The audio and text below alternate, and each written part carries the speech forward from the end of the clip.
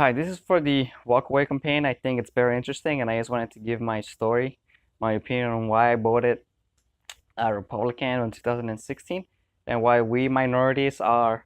It's okay to be Republican. It's okay to be different. Um, I was born in Mexico and raised in Mexico, so unlike a lot of Latino Americans, I was not born in the United States, so that makes me a little unique. So because of that, I'm supposed to vote Democrat, right? Because hey, the wall. But the biggest reason why I voted for Republican in 2016 is because of the hypocrisy on the left. I'm old enough to remember when Obama became the president, and he was championed because he was black by a lot of black folks, and a lot of us Latinos saw him as one of our own. Now, fast forward to 2016, I remember Dr. Ben Carson coming out, who is also black. And I simply assumed, here's a black guy. He's going to be championed by the black people because he's black, right? Well, instead of that, he was criticized. He was called a racist. He was called a member of the KKK. He was labeled all right. And he was also being said that he's not black enough. Now, prior to Dr. Ben Carson coming out as a politician, I knew a little bit about him because I learned about him on Black History Month. Okay, he was a champion for black Americans prior to being a Republican. Okay, I remember learning about him in Black History Month, and when I saw him as a politician, I thought, well, a lot of black people are going to get behind him. But it was totally opposite. Imagine if they would have said about Obama. The only difference between the two is one was a Democrat, one was a Republican. A lot of the things that the current president is doing are things that the former president did. For example, sending the military to the border. Nobody criticized Obama for doing that. Nobody criticized Obama for separating children and from their families. If I were to be arrested and I were with kids, the kids wouldn't be locked up with me. I think that's stupid to think that we should not separate kids. Like, what else are you gonna do? And again, it's easy as the hypocrisy from the other side that everything that it's being done, it's not good enough for them. Yet they did the same thing, and no one criticized them for it. When it comes down to it, Latinos, come on, let's be honest. We are the most conservative group there is. We learn to have a strong family relationship. We learn about our religion.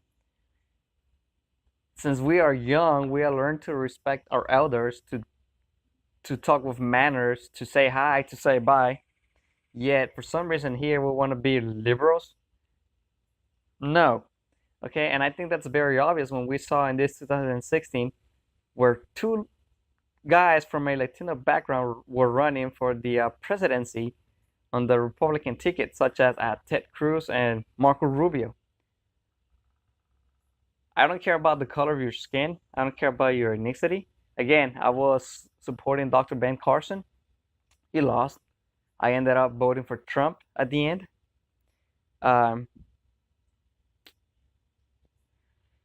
Latinos are anti-socialist too.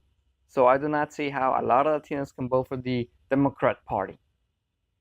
We see what's happening in Cuba, where a lot of Cubans left Cuba because of socialism. A lot of people are coming from Venezuela because of socialism.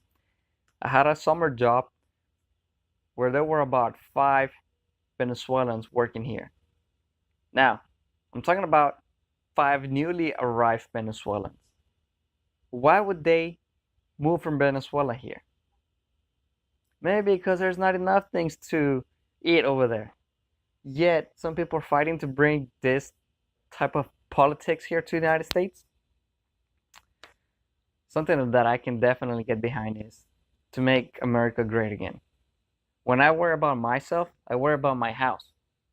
If one of my branches needs to be cut off, I go and I cut it off. If my grass is too long, I go and I mow it. If I need to paint my house, I go and I paint it. I don't worry about my neighbor's house.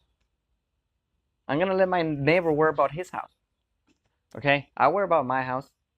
Let my neighbor worry about his house. If his house is well taken care of and my house is well taken care of, we're going to have a nice neighborhood. Now, if my country's taken care of and your country's taken care of, I'm going to let Canada worry about Canada. I'm going to let Mexico worry about Mexico. I'm going to let France worry about the friends. And if we do that, we're going to have a nice global community. Okay, but don't criticize me for trying to make my own home better. Like, to make America great again. Okay, they're criticizing what Trump did for NATO, for telling them to pay up. Well, they agree for that.